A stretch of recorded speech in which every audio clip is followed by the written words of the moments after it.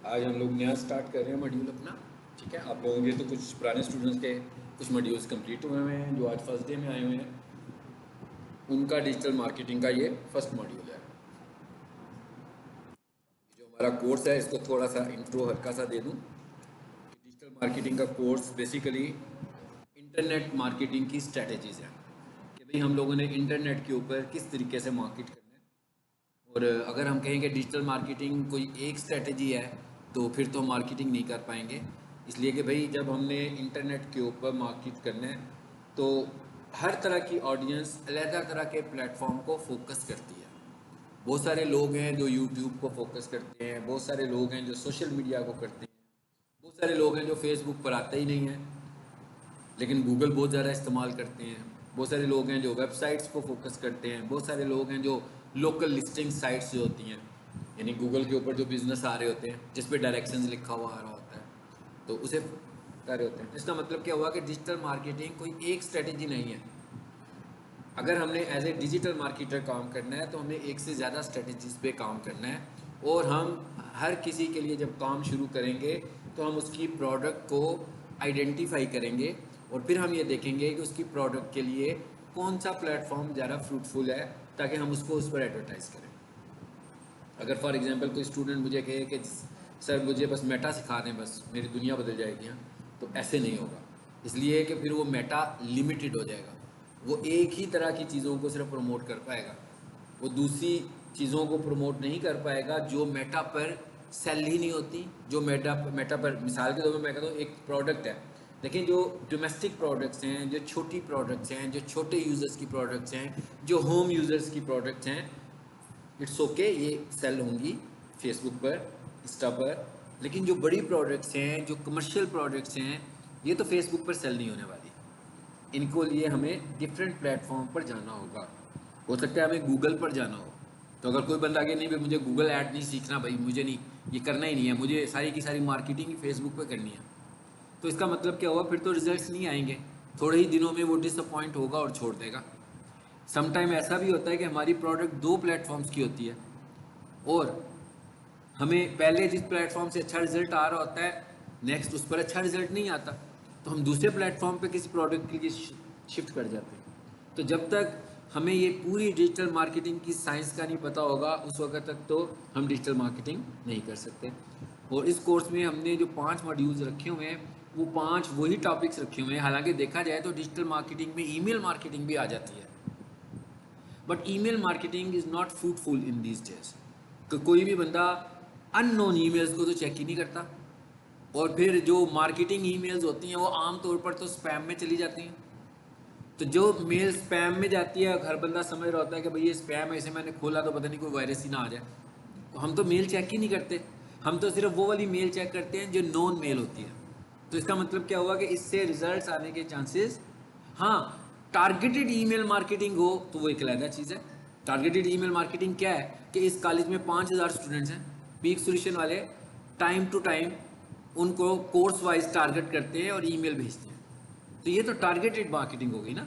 उन स्टूडेंट्स को भी पीक सोल्यूशन का पता है जिनको हम मार्केटिंग करने लगे हुए हैं, हमें भी अपने स्टूडेंट्स का पता है। तो इसका मतलब क्या हुआ कि ये फ्रूटफुल हो सकती है। लेकिन अगर हम कोई ऑटो ईमेल मार्केटिंग शुरू कर दें उसका तो बिल्कुल कोई अच्छा रिजल्ट नहीं आएगा। इस तरह के और भी बहुत सारे प्लेटफॉर्म्स हैं। एसएमएस मार्केटिंग वो भी आजकल फ्रूटफुल नहीं है इतनी ज़्यादा, क्योंकि भाई एसएमएस तो मुझे तो अच्छा ही हो गया मैंने अपना कोई एसएमएस चेक किया हो सिवाय इसके कि उस पर फेसबुक का कोड आ जाता है तो वो चेक कर लेते हैं। अदरवाइज तो हम लोग व्हाट्सएप भी कम्युनिकेट करते हैं जिससे भी कम्युनिकेट करना होता है। ठीक है, सो ये तो था एक थोड़ा सा इंट्रो अबाउट डिजिटल मार्केटिंग। और आपको ये भी पता लग गया कि हमारे इसमें टोटल कौन कौन से टॉपिक्स हैं। इनमें जो सबसे बड़ा टॉपिक है वो वेबसाइट की एसईओ है, क्योंकि भाई वेबसाइट की एसईओ का मतलब है आपने वेबसाइट को रैंक करना है। तो जब तक आपको वेबसाइट की साइंस समझ में नहीं आएगी आप वेबसाइट को कैसे रैंक करेंगे। पहले तो वेबसाइट समझनी पड़ेगी ना। मिसाल के तौर पर अगर मैं एसईओ एक्सपर्ट हूँ, मैं एसईओ की सर्विसेज देता हूँ, तो कोई बंदा मुझे ये कहेगा कि भाई मेरी वेबसाइट को रैंक करा दें, तो इसका मतलब क्या हुआ, मुझे उसकी वेबसाइट पे कुछ चेंजेस करनी है। अब मैं ये कहूँगे भाई मैंने तो एसईओ सीखी हुई है, मैंने तो वेबसाइट पे काम करना ही नहीं सीखा, मुझे तो वेबसाइट पे काम करना ही नहीं आता, तो मैं कैसे एसईओ करूँगा। बिल्कुल ठीक है, मुझे इतना काम वेबसाइट पे करना आना चाहिए कि मैं उसमें चेंजेस कर सकूँ। कौन सी चेंजेस, स्ट्रक्चरल चेंजेस नहीं बल्कि एसईओ के पॉइंट से चेंजेस कर सकूँ। फिर वेबसाइट भी हमारे पास दो तरह की होती हैं, एक कोडिंग वाली वेबसाइट्स होती हैं और एक CMS यानी वर्डप्रेस की वेबसाइट्स होती हैं। तो इन दो प्लेटफॉर्म्स में लोगों ने वेबसाइट्स बनाई होती हैं। तो अब ज़रूरी तो नहीं है कि मेरा हर क्लाइंट कोडिंग की वेबसाइट लेकर आएगा या मेरा हर क्लाइंट वर्डप्रेस की वेबसाइट लेकर आएगा। इसका मतलब क्या हुआ कि हमें दोनों में अंडरस्टैंडिंग लेनी है। तो पहला, अगर हम ये कहें कि अब हम जो स्टार्ट करने जा रहे हैं वो मॉड्यूल हमारा है एसईओ। ठीक है जी, एसईओ से क्या बनता है? Search engine optimisation. अब इसका मतलब क्या है? पहले तो आज तो इंट्रो ही होगा इसका कि इसका मतलब क्या है सर्च इंजन ऑप्टिमाइजेशन। इसका मतलब ये है कि भाई कोई भी बंदा गूगल पर आकर सर्च करे तो जो प्रोडक्ट्स मैं सेल कर रहा हूँ या जो सर्विसेज मैं सेल कर रहा हूँ, जब वो उनको सर्च करे तो मेरी वेबसाइट आ जाए टॉप पर। इसका मतलब है कि मेरी वेबसाइट ऑप्टिमाइज्ड वेबसाइट। लेकिन ऐसा नहीं है कि कोई बंदा मुझे जानता है या मेरी वेबसाइट के यूआरएल को जानता है।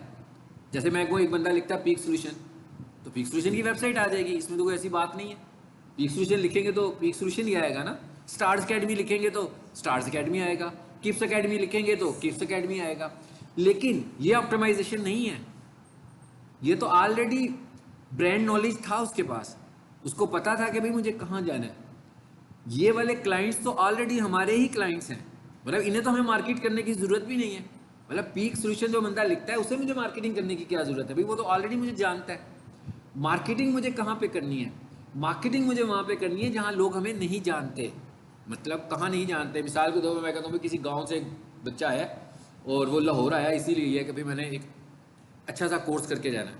अब उसके जहन में अच्छा सा कोर्स है तो वो सोच रहा होगा वेब डेवलपमेंट, वो सोच रहा होगा ग्राफिक्स डिप्लोमा, वो सोच रहा होगा डिजिटल मार्केटिंग। अब उसने ढूंढना शुरू कर दिया कॉलेजेस। अब जो बंदा गांव से आया उसको तो नहीं पता कि भाई मुझे पीक सोल्यूशन से करना चाहिए कि मुझे कहाँ से करना चाहिए, ABC की से कि XYZ से। तो वो क्या ढूंढेगा? वो पीक सोल्यूशन तो नहीं ढूंढ रहा, वो क्या ढूंढ रहा है? वो तो कोर्स ढूंढ रहा है, वो तो कोर्स ढूंढ रहा है ना। तो इसका मतलब क्या हुआ कि अब वो कोर्स लिखे कि digital marketing courses in Lahore. अब हम ये कह रहे हैं कि पिक सोल्यूशन आना चाहिए ऊपर। तो ये एसईओ है। मैं कह इट इज़ एसईओ कि हमारी प्रोडक्ट्स या हमारी सर्विसेज, मतलब जो भी प्रोडक्ट्स हम सेल करते हैं या जो सर्विसेज हम सेल करते हैं, जब लोग उन्हें ढूंढें तो हम टॉप पर नज़र आ जाएं, हम रैंक हो जाएं, तो इसको हम बोलते हैं एसईओ।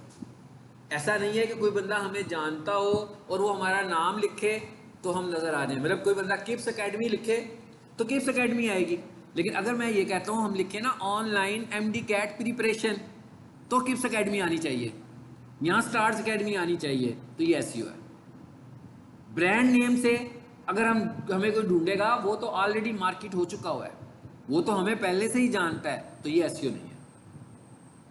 सो आपको एसईओ का कॉन्सेप्ट समझ में आया कि व्हाट इज एसईओ। हम चाह रहे हैं कि हमारी प्रोडक्ट्स और हमारी सर्विसेज को कोई सर्च करे तो हम वहां पर नजर आना शुरू हो जाएं, तो ये एसईओ है। और यही हमने करना है, ये सीखना है हम लोगों ने कि कैसे करना है। अब इसको सीखने के लिए हमें दो तीन चीज़ों से अपना स्टार्टअप करना है। ठीक है, मिसाल के तौर पे देखिएगा, जरा मैं यहाँ पर आकर कुछ सर्च करता हूँ, यही लिख लेते हैं हम, digital marketing courses in Lahore. ये देखें सबसे ऊपर क्या आ गया, एक इदारे का नाम आ गया जी PNY, फिर ये दूसरा इदारा आ गया। ठीक है, फिर ये क्या चीज़ आ गई है ऊपर, देखिए ज़रा ये भी ज़रा समझ लेते हैं। बिजनेस, जो मैंने आपको कहा ना कि आपके डिजिटल मार्केटिंग के कोर्स में एक बिजनेस लिस्टिंग्स भी हैं, गूगल बिजनेस प्रोफाइल, ये वो है। अच्छा आप देखें ऊपर सबसे ऊपर क्या आ रहा है, पहले वेबसाइट आई है, ठीक है, digital marketing courses in Lahore पे, फिर बिजनेसेस भी आए हैं, लम्स नहीं आ रहा। इसका मतलब क्या हुआ, पीक सोल्यूशन ने डिजिटल मार्केटिंग के ऊपर एसईओ नहीं की हुई, ना कराई हुई है ना की हुई है। अगर कराई होती तो वो पहले नंबर पर आ जाता। अच्छा अब मैं यहाँ पर लिखूँ अगर, अब जरा स्टार्स अकेडमी और किप्स को देखते हैं कि जो उनकी मेन ब्रांड है। जैसे अभी मैं यहाँ लिखूँ short computer courses in Lahore, चलिए अब ये देखते हैं इस पर क्या आता है। फिर भी वही आया। इसका मतलब क्या हुआ कि एसईओ नहीं हुई। ठीक है भाई, एसईओ खुद ब खुद नहीं होनी, ऑटोमेटिक भी नहीं होनी है भाई, किसी को करवानी पड़ेगी, इन्वेस्ट करना पड़ेगा। आप इन्वेस्ट करेंगे तो तभी एसईओ होगी ना, खुद ब खुद तो नहीं हो जाएगी। अब मैं यहाँ पर ज़रा स्टार्स अकेडमी और किप्स अकेडमी उनके कीवर्ड लिखता हूँ। मैंने लिखा जी एमडी कैट, मैंने ये दो नाम इसलिए लिए कि ये पॉपुलर नेम है, ठीक है। MD cat preparation in Lahore. अब ये देखें स्टार्स अकेडमी इसमें आ गई, ऊपर आ गई, नंबर 2 पर आए। फिर किप्स वाली वेबसाइट आ गई, फिर स्टार्स एंट्री टेस्ट आ गई। ये है एसईओ। देखें ना मैंने स्टार्स लिखा ना मैंने किप्स लिखा, लेकिन ये ऊपर आ गई। तो वेबसाइट तो देखें बहुत हैं भाई, ये पहला सफ़ा, ये दूसरा सफ़ा, ये तीसरा सफ़ा। आज तक आप लोग कभी दूसरे सफ़े पे गए हो? नहीं गए। आप लोग हमेशा पहले सफ़े पे ही रहते हैं, बल्कि पहले सफ़े पे भी हम पहली 4-5 वेबसाइट्स को ही कंसीडर करते हैं, उसके नीचे आकर हम कंसीडरेशन भी नहीं करते। तो इसका मतलब क्या हुआ कि अगर आप चाहते हैं कि आपको अच्छी कन्वर्जन मिले, क्लिक्स मिले, तो हम अपनी वेबसाइट की ऑर्गेनिक एसईओ करवाते हैं, ठीक है। अच्छा अब ज़रा देखते हैं कि अब आपको दो चीज़ों का तो पता लग गया कि गूगल जो रिजल्ट्स में हमें दिखा रहा है, एक क्या दिखा रहा है वेबसाइट, और एक क्या दिखा रहा है बिजनेस लिस्टिंग, ऐसे ही है ना। अब ज़रा मैंने यहाँ पर कोई ऐड नहीं चल रहा अभी, जो कि हमारे कोर्स का तीसरा मॉड्यूल है। तो तीनों मॉड्यूल्स आपको यहाँ पे नज़र आने वाले हैं। 2 मॉड्यूल्स नज़र आ गए, गूगल बिजनेस प्रोफाइल भी नज़र आ गया, एसईओ भी नज़र आ गया। अब मैं तीसरा यहाँ लिखता हूँ ट्रेंडी वॉचेस फॉर मेन। यहाँ पर ऐड नहीं चल रहा, इसलिए मैं कोई ऐसा कीवर्ड लिखना चाह रहा हूँ जिस पे ऐड चले जी। अब मैंने एक कीवर्ड लिखा, ये आपको पता लगे पाकिस्तान के लिए नहीं लिखा मैंने, फ्रांस के लिए लिखा है, ठीक है। तो इसके ऊपर ऐड चल रहा है, क्या लिखा हुआ आ रहा है सबसे ऊपर स्पॉन्सर्ड, फिर दूसरे नंबर पर स्पॉन्सर्ड, तीसरे नंबर पर स्पॉन्सर्ड, चौथे नंबर पर स्पॉन्सर्ड। 4 एड्स नज़र आ रहे हैं। फिर नीचे आए, ये वेबसाइट नज़र आ रही है। इसका मतलब क्या हुआ, ये रेनी मोरस इसके अगेंस्ट रैंक हुई हुई है, इस कीवर्ड के अगेंस्ट। फिर दूसरे नंबर पर क्या आ रहा है, ये। तो अब हमें हायरार्की का भी पता लग गया, तरतीब क्या है कि जब हम कुछ सर्च करते हैं, अभी मैं लोकल सर्च नहीं कर रहा, मैं लाहौर में हूँ, सर्च मैंने फ्रांस से किया, तो ये लोकल सर्च नहीं है। लोकल सर्च क्या होगी, अगर मैं फ्रांस में ही होता और मैं यहाँ लिख देता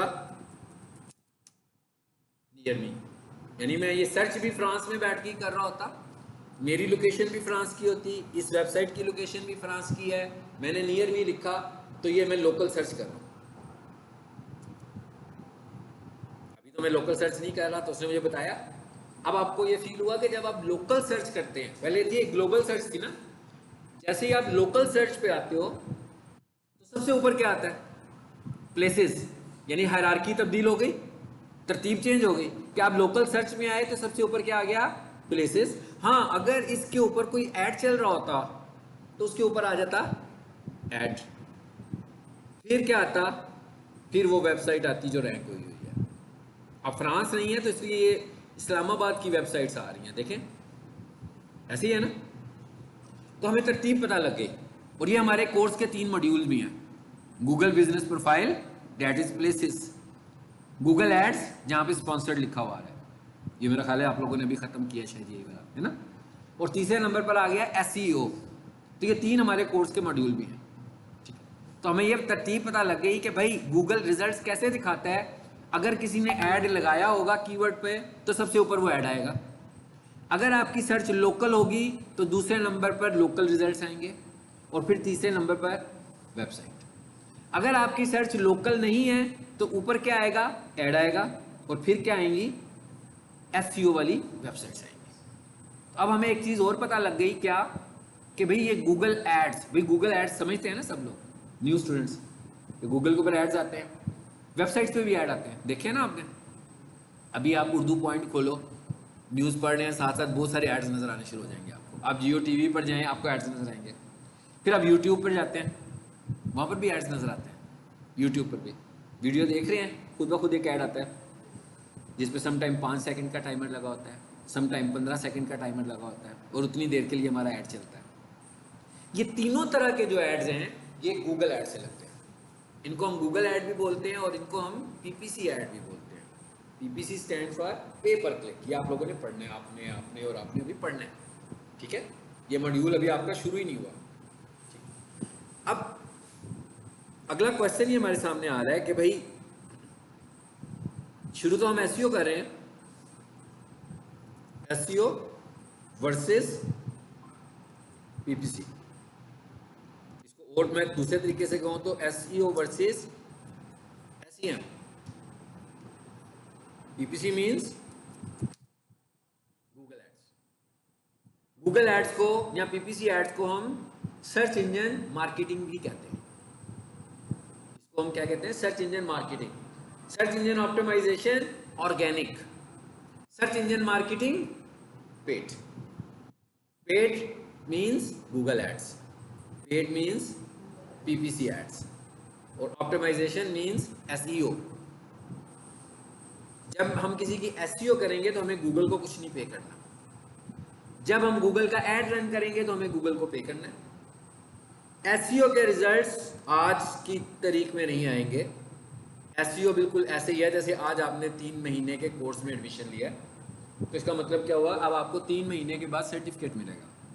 आफ्टर 3 मंथ्स, यानी कि 3 माह तक हम आपको ऑप्टिमाइज करते रहेंगे, और इस पूरी क्लास में जिसके नंबर सबसे ज़्यादा होंगे वो टॉपर स्टूडेंट होगा और वो टॉप कर जाएगा।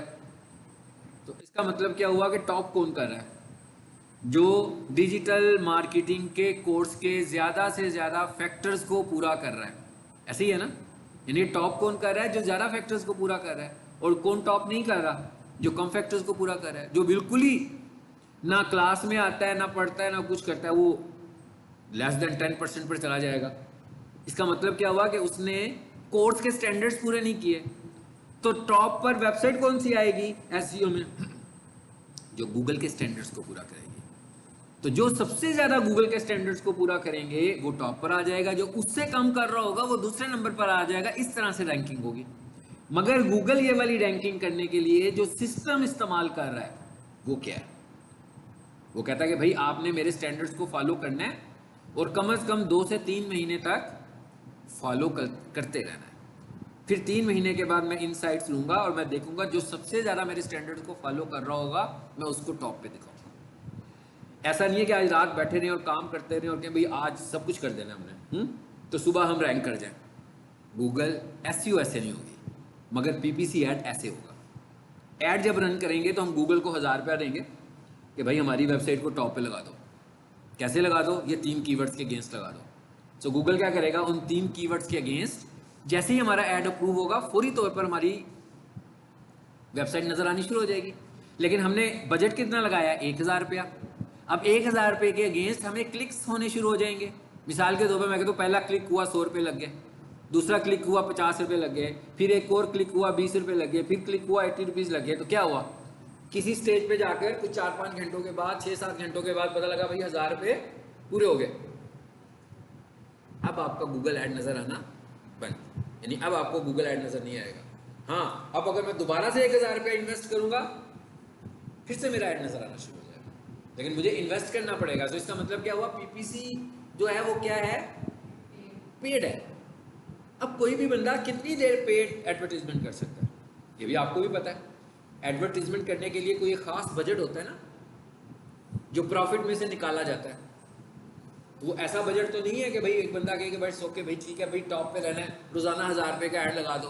अगर 4 घंटों में 1000 रुपये पूरे हो जाए फिर 1000 रुपये का ऐड लगा दो। 9 बजे से लेकर 5 बजे तक ऐड चलना चाहिए।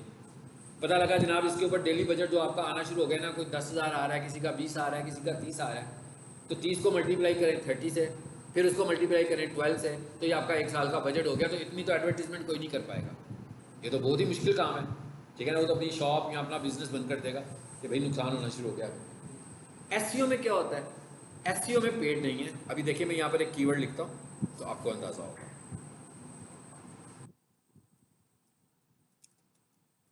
प्रोफेशनल किचन इक्विपमेंट, ये मैंने वेबसाइट का नाम नहीं लिखा, ये मैंने कीवर्ड लिखा है। लिख के मैंने एंटर किया, क्या हुआ? ऐड नजर आया, हमें वेबसाइट नजर आ गई एक ऊपर, प्रोफेशनल किचन इक्विपमेंट .dckitchen.org। मैंने इसको दोबारा से रिफ्रेश किया पेज को, देखते हैं अब क्या होता है। फिर वही है, इसको मैं 1000 दफ़ा भी करूँगा ना तो ये वेबसाइट चेंज नहीं होगी। क्यों? क्योंकि ये वेबसाइट रैंक हुई हुई है। कैसे रैंक हुई हुई है? इस कीवर्ड के अगेंस्ट। तो जितनी दफ़ा भी लिखी, ये एसईओ के रिजल्ट्स है, ये एसईओ का रिजल्ट नज़र आ रहा है हमें, ठीक है। ये देखिए मैं फिर कर रहा हूँ, वही एसईओ का रिजल्ट रह रहा है बार बार। दूसरे नंबर पर ये आ रही है, यही रह रही है। अब अगर मैं वापस वही वाला कीवर्ड लिखूं जो मैंने पहले लिखा था, क्या लिखा था जी हमने? ट्रेंडी वॉचेस लिखा था ना, trendy watches for man in France, और देखते हैं कि पहला रिजल्ट कौन सा है।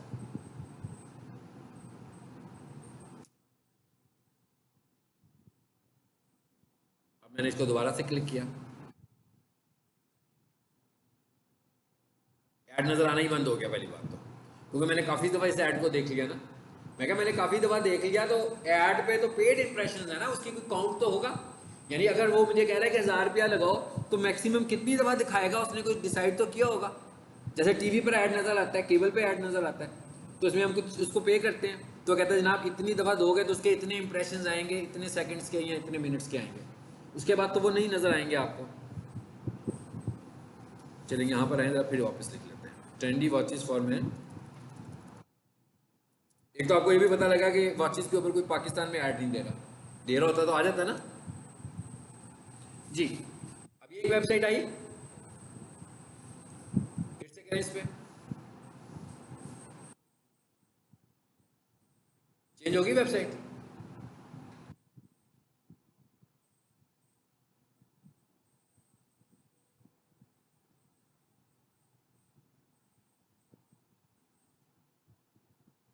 इस वजह से ये 2 लोग ही ऐड दे रहे हैं सिर्फ। हाँ, तीसरे नंबर पर कौन है?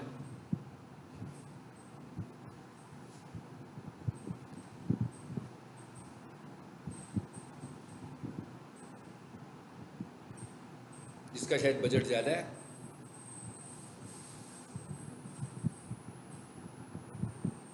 अब चेंज हो गई है, ऊपर देखें, हो गई ना चेंज। एसईओ के रिजल्ट चेंज नहीं होंगे। एसईओ में आपने जो पोजीशन एक दफ़ा अच्छी एसईओ से ऑक्यूपाई कर ली है, वो आप होल्ड करेंगे। आप समझ लो उसको फ्रीज कर दिया। हाँ, अब वो जो दूसरे नंबर पर तीसरे नंबर पर आ रहा है, वो जब तक उसको बीट नहीं करेगा वो पहले नंबर पर नहीं आ सकता। यहाँ पर क्या है, यहाँ पर तो आपने इन्वेस्ट किया हुआ है। मिसाल के तौर पर उन्होंने मुझे कहा 1000 रुपये में मैं आपको दूंगा, सपोज कर लेते हैं, तो वो कहता है 1000 रुपये में मैं आपको दूंगा 400 इंप्रेशन। इसका मतलब क्या हुआ कि भाई जब कोई बंदा कीवर्ड लिखेगा तो 400 लोग जो लिखेंगे मुख्तलिफ जगहों पर बैठ के कीवर्ड, उन्हें आपका ऐड नजर आएगा। बस, मतलब इसमें 10,000 इंप्रेशन नहीं है। हाँ, मुझे इंप्रेशन बढ़ाने हैं, मैं बजट इंक्रीज करूँ, मुझे ज़्यादा इंप्रेशन चाहिए, मुझे ज़्यादा बजट चाहिए, मुझे जितने ज़्यादा इंप्रेशन चाहिए मुझे उतना बजट चाहिए। मगर एसईओ में ऐसा नहीं है। एसईओ में वो क्या कहता है? एसईओ में कहता है कि भाई आपने एक बार रैंक हो गए तो आपकी पोजीशन फ्रीज हो गई है उस जगह पर।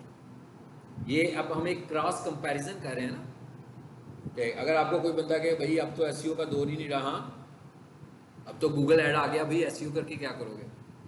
आपने इतनी मेहनत से एसईओ की तो उसके ऊपर तो गूगल ऐड नज़र आ रहा है, अभी आपने देखा भी है, ऐसे ही हो रहा है। मगर गूगल ऐड लाइफ टाइम तो नहीं है, गूगल ऐड तो इन्वेस्टमेंट है। पीक सॉल्यूशन वाले भी अगर रोड पे बैनर लगाते हैं तो क्या सारा साल इन्होंने सड़कें भरी होती हैं बैनर्स के लिए? नो। जब इनका सीज़न आता है, स्टूडेंट्स ने ज़्यादा आना होता है, उस वक्त लगाते हैं। जब वो ऑफ सीज़न हो जाए तो बहुत कम लगाते होंगे, ज़्यादा एडवर्टीजमेंट नहीं करते होंगे। तो इसकी एक मार्केटिंग की एक स्ट्रेटेजी है। इसका मतलब क्या हुआ कि लॉन्ग टाइम हम किस पे काम करेंगे? एसईओ पे। कंपटीटर्स के लिए हम किस पे काम करेंगे? गूगल एड्स पे। जब मिसाल के तौर पर जनाब हमारी वेबसाइट की एसईओ तो हुई है, हमारा कंपटीटर आता है गूगल ऐड लगाता है, तो उसकी वेबसाइट तो हमारे ऊपर आ गई। अब हमें क्या करना है कि जब वो एडवर्टाइज कर रहा है हम भी एडवर्टाइज करेंगे। जब उसका बजट कंज्यूम होगा हम अपने ऐड रोक देंगे, क्योंकि जब वो एडवर्टाइज नहीं करेगा वो तो ऊपर नजर ही नहीं आएगा। कौन नजर आएगा ऊपर? सिर्फ हम लोग ही नजर आएंगे, तो हमारा कंपटीटर वहां पे नजर नहीं आएगा। So it is the comparison between Google ads and SEO, या SEO versus SEM, search engine marketing. अब मैं वर्ड बोलूं, search engine marketing means paid ads. जब हम कहें search engine optimisation means organic. अच्छा, हम एक टर्म इस्तेमाल करते हैं बार बार, ऑर्गेनिक रिजल्ट्स।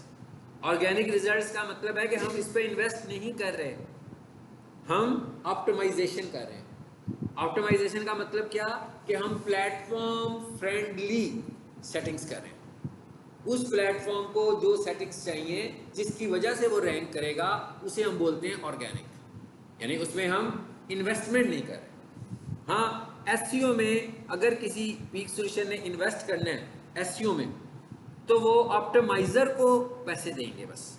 यानी उन्हें अगर अपनी वेबसाइट की एसईओ करवानी है, वो मुझे पैसे देंगे कि जिसकी एसईओ कर दी। मैं गूगल को पैसे नहीं दूंगा। मैं क्या करूंगा, मैं गूगल के स्टैंडर्ड्स अप्लाई करूंगा। जैसे आप लोगों को सर्टिफिकेट लेने के लिए स्टैंडर्ड्स अप्लाई करना है कि भाई 3 महीने का कोर्स है, इसमें ये रेगुलरिटी लेवल्स हैं, ये अटेंडेंस है, ये क्विज हैं, ये वाइवाज हैं, ये एमसीक्यू टेस्ट है, ये प्रोजेक्ट है, ये आप करोगे तो आप क्वालिफाई करोगे। ये स्टैंडर्ड्स हैं इसके। इसी तरह गूगल के भी वेबसाइट को टॉप पे लाने के कुछ स्टैंडर्ड्स होंगे। वही स्टैंडर्ड्स हमने एसईओ में पढ़ने हैं कि क्या स्टैंडर्ड्स हैं। अब ये बड़ा मुश्किल काम है, क्योंकि भाई स्टैंडर्ड्स तो चेंज हो सकते हैं। आप देखते हैं ना, ये सारे प्लेटफॉर्म्स अपडेट होते रहते हैं। इसका मतलब है हमें बहुत ज़्यादा अपडेटेड भी रहना पड़ता है कि भाई अब आजकल क्या चल रहा है, कोई नई चीज़ आ गई है, अब उसको भी इम्प्लीमेंट करो। वो पुराना स्टैंडर्ड अब खत्म हो गया, अब उसने इस चीज़ पे काम करना शुरू कर दिया। ये तो हो गया जी इंट्रो। अच्छा, अब उसके बाद अगला टॉपिक जहाँ से हमने बात शुरू करनी है, हम किसकी बात कर रहे हैं? वेबसाइट की बात कर रहे हैं। वेबसाइट जो है, जो हमने नज़र आती है, abc.com लिखा तो एक वेबसाइट खुल गई। ऐसे ही है ना, jio.tv लिखा तो एक वेबसाइट खुल गई। तो वेबसाइट के दो हिस्से हैं हमारे पास। एक क्या है, नेम डॉट एक्सटेंशन। सबको पता है ना ये भाई, जैसे मैं कहूँ जियो तो जियो नाम है और एक्सटेंशन क्या है उसकी, टीवी है। जैसे मैं कहूँ उर्दू पॉइंट तो उर्दू पॉइंट क्या है, नाम है। .com.pk आई थिंक सो इसका पूरा URL है। तो .com.pk जो है इसकी डोमेन एक्सटेंशन है। तो इसका मतलब क्या हुआ कि जब आपकी वेबसाइट लाइव होती है तो सबसे पहले आपको क्या खरीदना है, कंपनी का नाम, ऑनलाइन नाम परचेज करना है, जिसे हम बोलते हैं डोमेन नेम। सबसे पहले हमें क्या परचेज करना है जी, डोमेन नेम। बिल्कुल ऐसे ही है जैसे हम पाकिस्तान में बिजनेस करना चाहते हैं तो हम अपनी कंपनी रजिस्टर करवा लेते हैं, पता लग जाता है जनाब ये प्राइवेट लिमिटेड कंपनी बन गई है, कोई सी भी कंपनी, मतलब जो भी उसके लीगल प्रोसीजर्स होते हैं। अब वो वाला नाम कोई दूसरा बंदा तो नहीं रख सकता, एक बंदे ने बाय कर लिया वही रखेगा। यहाँ पर जो आपको नाम मिलते हैं उसका जो लाइफ टाइम होता है वो होता है 1 ईयर। यानी हमने एक नाम खरीदा, जैसे आपने लैपटॉप खरीदा तो लैपटॉप की लाइफ टाइम तो कोई भी नहीं है ना भाई। आप किसी से बाजार से खरीद के ले गए, ऐसे तो नहीं हुआ कि 1 साल के बाद उन्होंने कहा हाँ भाई साल पूरा हो गया बहुत पैसे दें इसके। एक ही दफ़ा पैसे दे देते हैं, वो आपकी ऑनरशिप में आ जाता है। मगर डोमेन्स आपकी ऑनरशिप में नहीं आती हैं, डोमेन किसी और की है। आपने नाम खरीदा, आप इसकी एनुअल बेसिस पर पेमेंट दोगे। एनुअल बेसिस पर मतलब हर साल आपने इसकी पेमेंट करनी है। और ये किस चीज़ की पेमेंट है? सिर्फ नाम की। इसमें वेबसाइट नहीं है, इसमें कंटेंट नहीं है, इसमें वेबसाइट के अंदर लिखा हुआ कोई कंटेंट नहीं है, इसमें सिर्फ वेबसाइट का URL है। इसको हम क्या बोल रहे हैं? डोमेन। वो डोमेन क्या है? वो आपकी है, वो आपकी ऑनरशिप है। आप चाह रहे हैं कि जब मेरी डोमेन को कोई टाइप करे तो उसमें सारा मेरा ही कंटेंट नज़र आए। अब वो कंटेंट कहाँ से नज़र आना है? वो कंटेंट नज़र आना है कहाँ से जी? होस्टिंग। भाई लैपटॉप खरीदते हैं, लैपटॉप में होस्टिंग के लिए क्या खरीदते हैं? डाटा स्टोर करने के लिए क्या खरीदते हैं? लैपटॉप के लिए रैम तो प्रोसेस करने के लिए होती है ना, hard disk, SSD hard disk या दूसरी पुराने वाली हार्ड डिस्क, इनके हार्ड डिस्क खरीदते हैं। इसी तरह अब हमें ऑनलाइन भी स्पेस परचेज करनी है कि भाई आपकी वेबसाइट का कंटेंट भी तो ऑनलाइन स्टोर होना है। वो जो स्पेस है उसे हम बोलते हैं होस्टिंग। और वो होस्टिंग प्लान्स होते हैं मुख्तलिफ कि भाई कितनी स्पेस चाहिए, सिंपल प्लान, कारपोरेट प्लान, उसके आगे भी और प्लान, VIP प्लान। मतलब जितने प्लान्स आगे जाते जा रहे हैं आपकी होस्टिंग उतनी ज़्यादा एक्सपेंसिव होती जा रही है। सिंपल होस्टिंग भाई 5,000 रुपये में मिल गई, 8,000 में मिल गई। थोड़ी सी बेहतर होस्टिंग 18-20 हज़ार की मिली। उससे अच्छी वाली होस्टिंग 40-50 हज़ार रुपये की एनुअल मिल रही है। इससे भी ज़्यादा अच्छी होस्टिंग 5,000 पर मंथ पे मिल रही है, 10,000 पर मंथ पे मिल रही है। तो इसका मतलब क्या हुआ? अभी पहले मैं ईयर की बात कर रहा था, मैं एकदम मंथ पे आ गया हूँ, तो इसका मतलब वो ज़्यादा महंगी हो गई ना। फिर 10,000 पर मंथ मतलब 10,000 × 12 तो 1 ईयर की कॉस्ट आ गई। और जितनी देर वेबसाइट चलाएंगे आपको इतने पैसे उसको सालाना बुनियादों पर देने ही देने हैं। अब ये स्पेस होस्टिंग के लिए क्या कैसे डिसाइड करेंगे कौन सी होगी? आपकी वेबसाइट के कंटेंट के ऊपर है कि वेबसाइट क्या बना रहे हो। सिंपल इंफॉर्मेशन वाली वेबसाइट है तो होस्टिंग छोटी चाहिए, लेकिन अगर हमारी वेबसाइट कोई ट्रांजैक्शनल वेबसाइट है जिसमें आप प्रोडक्ट्स ही प्रोडक्ट्स लिखनी है रखनी है हमने, तो बड़ी होस्टिंग चाहिए। ये हम खुद से डिसाइड करेंगे। ये भी जो है ना हमारे पास कैसे है, ईयरली है। अब आपको अंदाजा हो गया कि दो चीजें हमने खरीदनी है। डोमेन सबसे पहले तो मिसाल के तौर पर आपका लोकल बिजनेस है, एबीसी कंपनी का नाम है आपकी, तो आप तो यही चाहेंगे ना कि आपकी जो ऑनलाइन बिजनेस प्रेजेंस हो वो भी एबीसी के नाम से ही हो। मतलब जो भी बिजनेस नेम है उसी को आप ऑनलाइन लेना चाहेंगे। अब ये डिपेंड करता है कि क्या आपका ऑनलाइन नाम अवेलेबल भी है कि नहीं है। फाइवर का नाम तो सभी ने सुना हुआ है ना, ये उनकी वेबसाइट का यूआरएल है fiverr.com। देखिए मैंने क्या लिखा, फाइवर के आगे डबल आर लगा दिया। फाइवर का ये नहीं है ना ये नाम। मैं ये नाम नहीं है उसका। इसका मतलब क्या हुआ? इसका मतलब ये हुआ कि जब फाइवर वाले नाम बाय करने गए होंगे तो उनसे पहले ही किसी ने फाइवर वाला नाम परचेज कर दिया होगा, तो उनको नहीं मिला। तो इसका मतलब हमें ये भी देखना पड़ेगा कि क्या नाम की अवेलेबिलिटी भी है कि नहीं है, मार्केट में अवेलेबल भी है कि नहीं है। इवन अगर आप उसको छोड़ते हैं, जैसे मेरे नाम एक्सपायर हो गया आज की तारीख में और नाम भी बड़ा पॉपुलर था, लेकिन मैं किसी वजह से उसे 2-4 दिन, हफ्ता, 10 दिन रिन्यू नहीं करवा पाया और मैंने कंपनी को भी नहीं कहा कि मेरे नाम को होल्ड करो। तो जैसे ही मेरे पैसे ख़त्म हुए वो नाम ओपन हो गया और एक दूसरा बंदा आया और उसने वो नाम परचेज कर दिया। महीने के बाद मुझे याद आया कि क्या हुआ, अभी मैंने तो नाम लेना ही भूल गया था। तो मैंने कहा कंपनी को पे करो भाई नाम के लिए। तो उन्होंने कहा भाई ये नाम तो अब किसी ने ले लिया। अब वो जो थर्ड पर्सन था वो उससे रिलेटेड नाम भी नहीं था कोई, उसने ऐसे ही खरीद के रख लिया बस। अब वो मुझे कहने लगा हुआ है कि भाई ये नाम अगर आपने मुझे लेना है ना तो नाम की तो जो भी फीस है सो है, वो वही फीस रहेगी जो पहले से है। नाम की फीस नहीं वो बढ़ा रहा, नाम की वही फीस है। कहते हैं लेकिन ये नाम अगर आपने मुझसे लेना है ना तो इसके 200,000 रुपीज़ लूँगा मैं आपसे। वो उसकी रिन्यूअल कॉस्ट नहीं है, वो नाम की ऑनरशिप सेल कर रहा है उसको। तो इस तरह के बहुत सारे ब्रोकर्स ऑनलाइन बैठे होते हैं और जो नामों को पिक कर लेते हैं अपने पास, खास तौर पर उनको जिनको कोई थोड़ी देर के लिए रिलीज़ करता है, क्योंकि फिर वो कंपनी होती है, कंपनी ने तो उसे परचेज करना ही करना होता है। तो वो वन टाइम उससे चाहें तो मिसाल के तौर पर एक डोमेन मुझे मिली 6,000 की, तो मेरी रिन्यू भी 6,000 में ही होगी या 7,000 पे होगी। लेकिन जिस सेकंड पार्टी ने ये खरीदा उसने मुझे कहा भाई 60,000 रुपये में मैं आपको दूंगा और उसके बाद आप इसे रिन्यू करवा लीजिएगा। यानी कि 60,000 वो ले रहा है और 6,000 डोमेन रिन्यूअल के अलग हैं, वो इसका इससे कोई लेना देना नहीं है। ठीक है, तो नाम चूज करना है, नाम चूज करने के बाद अपना होस्टिंग प्लान चूज करना है। ठीक है, आज आप लोग इस पे वर्किंग कीजिएगा और होस्टिंग प्लान पे आते हैं। टॉप होस्टिंग कंपनीज लिखा मैंने। अभी जो होस्टिंग कंपनीज है यही मुझे नाम भी सेल कर देंगी, यही मुझे होस्टिंग भी सेल कर देंगी। होस्टिंग कंपनीज जो है वो आपको .com फ्री भी देती हैं।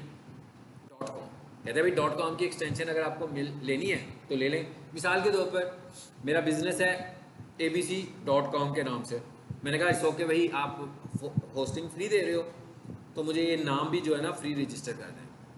तो जैसे ही हम होस्टिंग लेने के लिए उनके पास गए तो उन्होंने कहा भाई abc.com तो अवेलेबल नहीं है, ये तो किसी ने पहले से ही परचेज कर लिया हुआ है। तो अब क्या होगा? तो हमने कहा यूँ करें फिर abc को ना .org के साथ मुझे दे दें। तो हमने कहते नहीं हम सिर्फ .com फ्री देंगे, कोई और एक्सटेंशन फ्री नहीं देंगे। यानी सिर्फ और सिर्फ कौन सी एक्सटेंशन फ्री मिलती है? .com। तो मुझे नाम में चेंज करनी पड़ेगी तो ही मुझे .com फ्री मिलेगी। अच्छा अब जरा इधर आ जाते हैं टॉप होस्टिंग कंपनीज में। ये लिखा हुआ गया, इनमें से इनको आपने स्टडी करना है और देखना है कि टॉप 10 कौन सी हैं, मुख्तलिफ लोग क्या कह रहे हैं। ठीक है, मुख्तलिफ लोग क्या कहने लगे। सो मैंने इस पर क्लिक किया जी। ब्लू होस्ट, ये कंपैरिजन वेबसाइट्स हैं भाई। मैंने कहा ये कंपैरिजन वेबसाइट्स हैं, कोई ज़रूरी नहीं है कि ये टॉप पर भी हो। वैसे तो कुछ इन्होंने चीज़ें हैं उनकी बेसिस पर ही किया हुआ है। देखें ये रिव्यूज़ पर दिया हुआ है 9.8, इसने क्या कहा हुआ 8.9, इसने क्या कहा 9। तो लेकिन मैं क्या करूँगा, मैं इसके ब्लू होस्ट की वेबसाइट पे जाकर भी इसके रिव्यूज़ देखूंगा, मैं इसके गूगल रिव्यूज़ भी देखूंगा, मैं इसके फेसबुक रिव्यूज़ भी देखूंगा। फिर मुझे पता लगेगा कि वाकई ये टॉप पर है कि वेबसाइट वालों ने मिलकर ये काम किया हुआ है कुछ। ठीक है, कि इसने किस बेस पर, इसने खुद से तो नहीं कोई रैंकिंग जनरेट की हुई इस वेबसाइट में। एनीवेज ब्लू होस्ट बुरी नहीं है जी, Namecheap, IONOS, Hostinger, GoDaddy, HostGator, वेब.com, कितनी सारी वेबसाइट आ गई। इनमें से मोस्टली वेबसाइट्स हैं जिनके ऑफिसेज नहीं होंगे पाकिस्तान में। ये ज़्यादा से ज़्यादा काम इनके साथ हम जो इंटीग्रेट करेंगे वो ईमेल के थ्रू कर रहे होंगे। कोई इशू आएगा तो हम इन्हें मेल भेजेंगे। अब अगर मैं ये कहूँ, अब पहले आपने इनको देखा, आपने घर जाकर इनको स्टडी करना है कम से कम 2-3 को, क्योंकि as a SEO expert, as a digital marketer, मेरा क्लाइंट मुझसे ये भी पूछ सकता है कि मुझे डोमेन भी खरीदनी है, मुझे होस्टिंग भी खरीदनी है, आपकी क्या रिकमेंडेशन है। मैं क्या करूँ, आपको नहीं, भाई ये तो मेरी फील्ड ही नहीं है, मैं तो SEO करता हूँ, तो फिर तो क्लाइंट नहीं ना आपका बनेगा। आपके पास अपनी फील्ड से रिलेटेड बहुत सारा नॉलेज होना चाहिए, ठीक है। अब आ जाते हैं ज़रा, यहाँ पर कीवर्ड को मैं चेंज करूँ और मैं लिखता हूँ इन पाकिस्तान।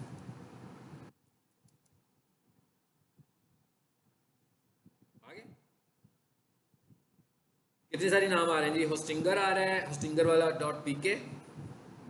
अच्छा, वेबसोल्स, ये लोकल कंपनी है। लोकल कंपनी का मतलब ये नहीं कि इनके सर्वर्स लोकल हैं, ये लोकल सर्विस प्रोवाइडर्स हैं, इनकी सारी टीम भी मौजूद है, ठीक है। एक आगे जी वेबसोल, ये भी इनके साथ मेरे पास इनकी बहुत सारी वेबसाइट्स हैं। अच्छा, उसके बाद नीचे आए,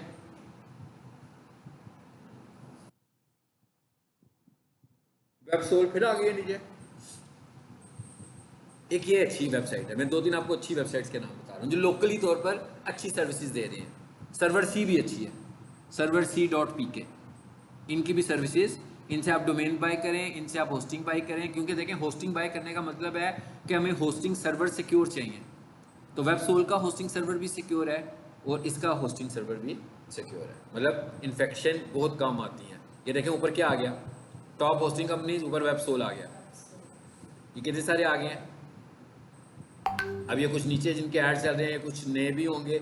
अब मिसाल के तौर पर इनमें से ना मैं किसी एक पर, जैसे ये मुझे कुछ नया लग रहा है, हाँ, इस पर क्लिक करते हैं, क्या चीज़ है ये, नंबर 1 इन पाकिस्तान, इसने गूगल ऐड की हेडलाइन लिखी हुई है, हाँ, मतलब ये रैंकिंग नहीं है, इसने खुद से हेडलाइन के तौर पर उसको लगाया हुआ है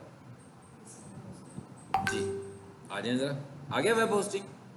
अच्छा, ये क्या लिखा हुआ है, रीसेलर होस्टिंग, इसका क्या मतलब है, कहता भाई आप होस्टिंग रीसेल करना चाहते हैं इनके बिहाफ पर, तो आप इनसे प्लान परचेज कर लेंगे, आगे से आपकी चॉइस है आप कितने का रीसेल करते हो किसी को, ठीक है, यानी कि आप ये वाला बिजनेस भी कर सकते हैं रीसेलिंग का। ये इधर आ गया, ये क्या लिखा हुआ है जी, sharing host, shared hosting, click हो गया मुझसे, ये क्या लिखा है, शेयर होस्टिंग, ये क्या लिखा हुआ है जी, क्लाउड वेब होस्टिंग, ये क्या लिखा हुआ है, वर्डप्रेस होस्टिंग। सो मैंने कहा शेयर्ड होस्टिंग चाहिए मुझे। अब आप ये देखिएगा इनके प्लान्स आएंगे यहाँ पर आगे।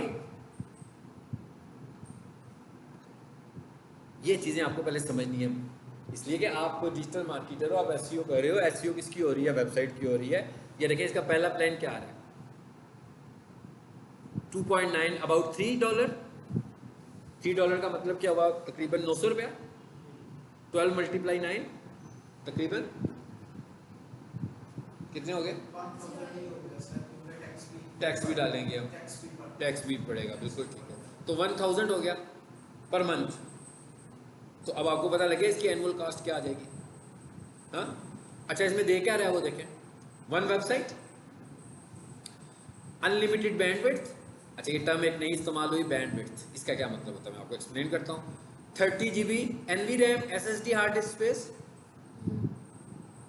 फिर क्या आ रहा है जी, 1 click WordPress installation, free SSL certificate. SSL क्या चीज़ होती है, ये देखिए इस वेबसाइट के टॉप पर क्लिक कीजिए, लॉक लगा हुआ है, ये SSL प्रोटेक्टेड वेबसाइट है। अगर किसी के साथ ये लॉक नहीं आ रहा, इसका मतलब है वो वेबसाइट प्रोटेक्टेड नहीं है, हैक हो सकती है, बहुत जल्दी से हैक हो सकती है। अब हर होस्टिंग कंपनी रिकमेंड करती है कि आप SSL लें। जो सस्ते पैकेज होते हैं उसमें SSL नहीं मिलती, जो एक्सपेंसिव पैकेज, जितने भी कॉर्पोरेट प्लान्स होते हैं उनमें आपको फ्री SSL एवरी ईयर मिल जाती है। और जो SSL है इसकी भी कॉस्ट जो है वो एनुअल है, और वो भी तकरीबन कम से कम 2500 से 3000 पर ईयर से शुरू होती है। It is only a type of security, और ये एसईओ का एक बहुत स्ट्रॉन्ग फैक्टर है। यानी कि एसईओ का एक स्ट्रॉन्ग फैक्टर है कि आपकी वेबसाइट एसएसएल प्रोटेक्टेड होनी चाहिए। इसमें हमने कोई टेक्निकल काम नहीं करना, हमने सिर्फ एसएसएल परचेज कर लेनी है। तो इसका मतलब क्या हुआ कि एसईओ का एक स्टैंडर्ड पूरा हो गया। ठीक है, अच्छा अब ये देखिए, इसमें ये आ रहा है, इसमें एक टर्म लिखी हुई थी बैंडविड्थ। बैंडविड्थ क्या होती है? Volume throw. जैसे हम लोग देखते हैं ना, वो मैट्रिक का रिजल्ट आता है तो पंजाब की वेबसाइट जो होती है डाउन ही रहती है, आधा दिन तो डाउन ही रहती है, फिर आहिस्ता आहिस्ता आहिस्ता आहिस्ता ठीक होती है, इसलिए कि उनके पास बैंडविड्थ अनलिमिटेड नहीं है। अनलिमिटेड बैंडविड्थ का क्या मतलब है कि आप सर्वर से अनलिमिटेड बैंडविड्थ लेते हैं तो आप ज़्यादा रिक्वेस्ट को हैंडल कर सकते हैं। हाँ, अगर कम रिक्वेस्ट को हैंडल करना है तो फिर तो जैसे इसमें लिखा हुआ है अनलिमिटेड बैंडविड्थ, लेकिन जब मैट्रिक का रिजल्ट आएगा तो ये कंपनी भी चीख मारेगी फिर, क्यों? इसने अनलिमिटेड बैंडविड्थ जो कही होगी उसकी भी कोई लिमिट होगी, तो वो लिमिट पूरी होगी तो ये फिर रुक जाएगा। तो फिर वो बोर्ड वाले कहेंगे भाई ये हमने तो अनलिमिटेड ली थी, तो वो कहेंगे भाई अनलिमिटेड, इतनी अनलिमिटेड हमने नहीं दी हुई, ठीक है, इसकी भी कोई लिमिट है। तो अगर आपको कितनी लेनी है हमें बताएं, कितनी टेराबाइट्स चाहिए आपको अनलिमिटेड, वो हमें बताएं, फिर हम उसके हिसाब से आपको बताएंगे। यहाँ पर डाटा सेव नहीं हो रहा, ये सिर्फ वो स्पेस है जिसमें वेबसाइट खुल रही है। जैसे फैन है ना, फैन को डिमट लगा हुआ है, ठीक है, तो 1 कर लें तो फुल स्पीड हो जाती है, 2 करें तो स्लो हो जाएगी, 3 करें 5 पर रहेगा तो एक्स्ट्रा ऑर्डिनरी स्लो हो जाएगा। तो हम कह सकते हैं कि भाई वो 5 पर उसकी बैंडविड्थ बड़ी कम है और 1 पर उसकी बैंडविड्थ बहुत ज़्यादा है। ये ज़रा दूसरा प्लान देखें और तीसरा प्लान देखें, स्पेसेस भी आ रही हैं कि 30 GB स्पेस बस। दूसरे प्लान में 100 वेबसाइट्स, इस वाले प्लान में जिसमें $9 हैं अनलिमिटेड वेबसाइट्स। अच्छा, ये वेबसाइट्स का क्या मसला है? जैसे पहले वाला था उसमें क्या था, 1 वेबसाइट। अब हम क्या कह रहे थे, एक चीज़ है होस्टिंग और एक चीज़ है डोमेन। अब मिसाल के तौर पर मैं सपोज करता हूँ कि मेरा एक क्लाइंट है, उसके कोई 6 बिजनेस हैं और उसकी कोई 10 वेबसाइट्स हैं, 10 अलग-अलग वेबसाइट्स हैं। अब अगर इस सिनेरियो में हम देखें तो उसको 10 होस्टिंग्स चाहिए होंगी, तो जो भी होस्टिंग का रेट होगा मल्टीप्लाई 10, अच्छा खासा एक्सपेंसिव प्लान हो जाएगा। अब हम दूसरी बात करते हैं, क्या इस पर आए जरा, इस पर आ जाए जरा, क्या लिखा हुआ है जी, 100 वेबसाइट्स। इसका क्या मतलब हुआ? इसका मतलब ये हुआ कि भाई होस्टिंग एक ही चल जाएगी। अब आपको मैं चॉइस दे रहा हूँ कि इसमें एक से ज़्यादा वेबसाइट्स लगा सकते हो, मगर फिर मुझे इसको भी देखना पड़ेगा। किसको? भाई मेरे पास थी 10 वेबसाइट, सपोज कर लेते हैं थोड़ी देर के लिए। हर वेबसाइट के लिए जो रिसोर्सेज के लिए मुझे स्पेस चाहिए थी ना, वो चाहिए थी 13 GB। तो ये 15 GB तो बहुत जल्दी पूरी हो जाएगी कि नहीं होगी? अब यहाँ पर तो मुझे ऑप्शन मिल रही है, मगर यहाँ पर स्पेस की वजह से मेरा ऑप्शन कम हो रहा है। हाँ, अगर मैं ये कहूँ कि मेरी 6 वेबसाइट्स हैं और हर वेबसाइट जो है ना वो 200 MB की है या 80 MB की है या 500 MB की है, फिर तो मैनेजेबल है। लेकिन अगर मेरी वेबसाइट जो वर्डप्रेस की वेबसाइट्स हैं वो तो जीबीएस में होती हैं, वो तो बड़ी स्पेस ले जाएंगी हमारी। तो हमें इस चीज़ को भी देखना पड़ेगा कि हमें कंपनी, समटाइम क्या होता है, समटाइम ये होता है कि सब कुछ ठीक दे रहे होते हैं, ये दे रहे होते हैं ज़्यादा अनलिमिटेड स्पेस, और यहाँ पर दे रहे होते हैं एक वेबसाइट। उसका तो कोई फ़ायदा ना हुआ ना भाई, इस अनलिमिटेड स्पेस को आपने एक ही वेबसाइट के साथ इस्तेमाल करना है। या यहाँ पर वो कह रहे हैं 50 वेबसाइट्स और यहाँ पर स्पेस आपको दी जा रही है 15 GB। फिर लिमिटेशन आ गई कि भाई इतनी सारी वेबसाइट्स कैसे अटैच करूँ, मेरी एक वेबसाइट की स्पेस ही इतनी ज़्यादा है। सो हमने जब कोई पैकेज बाई करना है तो हमने इन सब चीज़ों को देखना है कौन सा मिल रहा है। तो अब हमें यहाँ से पता लग जाएगा कि भाई हमें कौन से वाला पैकेज बाई करना है। ठीक है, मिसाल के तौर पर मैं कहता हूँ मुझे ये बाई करना है, भाई इसको आप पढ़िएगा ज़रा अच्छे तरीके से, फीचर्स को इसके। ये मैंने क्या किया जी, बाय पे आ गए। और ये बाय करने के लिए ऐसा नहीं है कि सर को कहना सर मुझे होस्टिंग बाय कर दें। हाँ, ये आपकी एक्सपर्टीज होनी चाहिए इन चीज़ों पे। ये जितने भी लोग हैं ना, मिसाल के तौर पर मैं इस कंपनी, ये कंपनी वाले मुझे एफिलिएट अकाउंट दे सकते हैं अपना कि जनाब आप हमारी होस्टिंग सेल करवाएं, हम आपको इतना कमीशन देंगे। तो मेरे स्टूडेंट मुझे कहेंगे सर हमें होस्टिंग बाय करनी है, तो मैं उनको वो वाला लिंक दूँ जिसपे मुझे कमीशन आना है, तो हर किसी की परचेज पे तो मैं अर्न करूँगा। इसलिए किसी से कोई काम नहीं करवाना, खुद करना आपको आना चाहिए हर काम। तो ये आप, मैं इसीलिए एकदम यहाँ पर ले आया हूँ आपको, कि आपको पता लगेगा हमने खरीदनी कैसे है। सर्विसेज लोकेशन देखें जी कौन सी है जहाँ पर आपको लोकेशन चाहिए। पहले तो देखें भाई यहाँ पर हमारी कोई है कि नहीं है, किस लोकेशन को हम चूज़ करें। अब हमें ये देखना पड़ेगा ना कि देखें कि यहाँ पर कौन कौन सी चीज़ें आ रही हैं। ये हमने जिसकी भी सिलेक्ट की है तो यहाँ पर मेरा ख्याल है कि पाकिस्तान वाली तो नहीं आ रही है कोई भी लोकेशन, है ना। फॉर एग्जांपल मैं थोड़ी देर के लिए सोचता हूँ, हालांकि ये गलत है, इसको हम लेंगे ही नहीं क्योंकि इसमें तो हमारी लोकेशन ही नहीं है। ठीक है, एनीवेज फिलहाल मैंने इसको ये कर दिया। फिर क्या कहते हैं, रजिस्टर अ न्यू डोमेन। फिर क्या लिखा हुआ है, transfer a domain from another registrar. ऐसा भी हो सकता है, ऐसे मेरे पास क्लाइंट्स भी हैं कि जिनके पास डोमेन जो है वो गोडैडी की है, होस्टिंग जो है वो वेबसोल की है, या उनके पास होस्टिंग जो है वो वेबसोल की है और डोमेन है। तो इसका मतलब क्या हुआ, दोनों अलग अलग हैं। ये भी हो सकता है। ऐसा भी हो सकता है कि बाद में मेरा क्लाइंट कहता है कि भाई ये बड़ी टेंशन होती है मुझे, उसके अलग पैसे आ जाते हैं, इसके अलग आ जाते हैं, एक ही जगह पर मुझे ले जाओ। तो फिर हम क्या करते हैं, ट्रांसफ़र भी करवा लेते हैं। तो फिर एक सर्विस प्रोवाइडर से दूसरे सर्विस प्रोवाइडर पर भी ये ट्रांसफ़र हो जाती है। ये क्या लिखा हुआ आ रहा है कि रजिस्टर न्यू डोमेन, और ये क्या लिखा हुआ आ रहा है कि use an existing domain and update name servers. अभी ज़रा मुश्किल सी बात आ गई है। हाँ, मतलब जैसे मैंने कहा डोमेन है एक कंपनी की, होस्टिंग है दूसरी कंपनी की, तो आपकी डोमेन ने क्या यूज़ करनी है, होस्टिंग। भाई होस्टिंग यूज़ करनी है ना, स्पेस यूज़ करनी है ना किसी की। अब मैंने डोमेन बाय किया GoDaddy से, थोड़ी देर के लिए सोचते हैं, और होस्टिंग मेरे पास है वेबसोल की। अब मुझे क्या करना पड़ेगा, अपनी डोमेन की सेटिंग में जाकर ये मेंशन करना पड़ेगा कि भाई होस्टिंग जो है ना वो वेबसोल की यूज़ करो। हाँ, अगर मेरे पास GoDaddy की डोमेन है और GoDaddy की ही मेरे पास होस्टिंग है, मुझे कुछ मेंशन करने की ज़रूरत नहीं है, वो ऑटो सेट हुआ हुआ है। लेकिन अब मुझे डोमेन तो मैं यूज़ कर रहा हूँ GoDaddy की, तो मुझे डोमेन की सेटिंग में जाना है। ये आपको मैं बताऊंगा कैसे जाते हैं, ये भी मैं आपको बता दूंगा। एसईओ का पार्ट नहीं है, लेकिन मैं आपको बताऊंगा कि किस जगह पे जाकर हम नेम सर्वर एंटर करते हैं। नेम सर्वर का क्या मतलब है, जैसे मिसाल के तौर पर अभी लैब में जो इनका सर्वर पड़ा हुआ है, तो मैंने कोई काम करना हो तो मैं इनसे कहूँगा ना भाई अपने सर्वर का नाम बताएं मुझे, मैंने वहाँ पर कोई डाटा भेजना है। लोकल सर्वर की बात कर रहा हूँ, इससे जो ऊपर पड़ा हुआ है लैब में, उसकी हम नॉर्मल बात कर रहे हैं। तो मुझे सर्वर नेम बताएंगे तो मैं उनका सर्वर का नाम लिख के उसे एक्सेस करूँगा और वहाँ पर कुछ कॉपी कर दूँगा। ऐसे ही है। इसी तरह अब हम ये कह रहे हैं कि हमारी डोमेन का डाटा कहाँ पे कॉपी करो, वेबसोल के सर्वर पर। तो वेबसोल वालों ने क्या दिए होंगे, हमें एड्रेसेस दिए होंगे कि भाई हमारे सर्वर का ये एड्रेस है। दो एड्रेस होते हैं, एक प्राइमरी सर्वर और एक सेकेंडरी सर्वर। मतलब भाई एक सर्वर है प्राइमरी, डाउन भी तो हो सकता है, तो हम दो सर्वर्स के नाम लिखते हैं कि अगर उसने क्या किया होता है, आपका डाटा दो सर्वर्स पे रखा होता है, ताकि जब कभी एक सर्वर डाउन हो तो दूसरे सर्वर से आपकी वेबसाइट चलती रहे, रुक ना जाए। ठीक है, ये बाकी प्रैक्टिकली कैसे करना है मैं आपको बताऊंगा। ये भी आपको मैंने सिर्फ कॉन्सेप्ट दिया, नेम सर्वर्स क्या है। नेम सर्वर्स कब इफेक्टिव हैं, जब होस्टिंग किसी और कंपनी की और डोमेन किसी और कंपनी की। नेम सर्वर्स कहाँ पे मेंशन होते हैं, डोमेन की सेटिंग में। यानी कि मैंने डोमेन में जाकर कहना है कि ये स्पेस यूज करो, तो ये बताने के लिए मुझे क्या करना पड़ेगा, नेम सर्वर्स। इसका मतलब क्या हुआ कि ये नेम सर्वर कहीं पर मुझे पता कैसे लगेंगे, भाई जिनकी मैं होस्टिंग यूज कर रहा हूँ वही मुझे आईपी देंगे ना। जैसे मिसाल के तौर पर मुझे नहीं पता है भाई ऊपर वाले कंप्यूटर का नाम क्या है, ठीक है, तो मैं इधर से लैब वाले को कॉल करूंगा, जो भी लैब में बैठे होंगे, मैं उनसे कहूँगा भाई मैंने आपका कंप्यूटर एक्सेस करना है, उसका नाम तो बता दें, वो मुझे बता देंगे ना नाम। इसी तरीके से जिनकी होस्टिंग होगी वो हमें अपने नेम सर्वर्स देंगे कि भाई ये पहला नेम सर्वर, ये दूसरा नेम सर्वर, ये प्राइमरी है, ये सेकेंडरी है, तो आप प्राइमरी नेम सर्वर प्राइमरी में जाके पेस्ट कर दो, सेकेंडरी नेम सर्वर सेकेंडरी में सेव करो।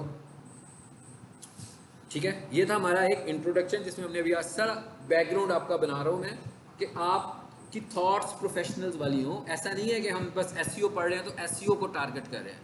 देखें, आप जब वेबसाइट पे काम करें तो आपकी वेबसाइट पे ग्रिप होनी चाहिए, लेकिन इसके बावजूद मैं ये नहीं कह रहा हूँ कि हम वेबसाइट डेवलप करना सीख रहे हैं। हमें सिर्फ वेबसाइट पे कंट्रोल चाहिए कि भाई किसी की वेबसाइट आए, मैं उसे खोलूँ और एसईओ करनी शुरू कर दूँ। मेरा क्लाइंट मुझे कहे कि यार मुझे एक डोमेन खरीदनी है, मुझे पता हो कैसे खरीद के दी जा सकती है। कोई मुझे कहे कि भाई मुझे एक होस्टिंग प्लान खरीदना है, मुझे पता हो कि कहाँ से खरीद कर दूँ। लोकल खरीदना है तो कहाँ से खरीदना है, ग्लोबल खरीदना है तो कहाँ से खरीदना है। मैं पाकिस्तान के क्लाइंट्स को हमेशा ये रिकमेंड करता हूँ कि हम लोकल प्लान्स बाय करें। उसकी वजह क्या है, उसकी वजह यह है कि भाई मिसाल के तौर पर मैंने GoDaddy से कुछ लिया, मुझे कुछ इशू आया, तो मुझे अपने इशू को रिजॉल्व करने के लिए या तो चैट में जाना पड़ेगा या ईमेल्स पे जाना पड़ेगा। चैट से भी समटाइम बहुत जल्दी आपका मसला हल नहीं होता, लेकिन जो लोकल बंदा है ना, उसका दफ्तर है यहाँ पर 9 to 5 ऑफिस है, तो मैं उसे व्हाट्सएप पे कॉल करूँगा, साथ ही रिक्वेस्ट सेंड करूँगा ईमेल की शक्ल में, और उसे कहूँगा जनाब ये मेरा टिकट जनरेट हुआ है, ये मेरा मसला जल्दी से रिजॉल्व करके दें। तो ये मसला मेरा कॉल के ऊपर ही, व्हाट्सएप के ऊपर ही रिजॉल्व हो जाएगा। इसलिए मैं लोकल को ज़्यादा प्रेफर करता हूँ। लोकल में मैं किसको ज़्यादा प्रेफर करता हूँ? वेबसोल को और सर्वर सी को। इसके अलावा एक IT लिंक्स के नाम से भी है, उनकी सर्विसेज अच्छी नहीं है। देखिए, आपको जिस सर्वर पर भी जाना है, आपको सबसे पहले ये देखना है कि उसकी सिक्योरिटी है कि नहीं है, क्योंकि आपका डाटा वहाँ पे जाकर सेव होने वाला है। तो अगर वो वेबसाइट सिक्योर नहीं होगी तो बार बार आपकी वेबसाइट डाउन होने वाली है। तो आपको सबसे पहले ये देखना है कि सिक्योरिटी लेवल कितने अच्छे हैं उसके। और आपने जब भी होस्टिंग बाय करनी हो तो साथ SSL ज़रूर परचेज़ करनी है फर्स्ट अटैम्प्ट के ऊपर, क्योंकि SSL नहीं होगी तो हमारी वेबसाइट रिस्क पर होगी, किसी भी टाइम हैक हो सकती है। ठीक है, ये था हमारा आज का एक इंट्रो लेक्चर।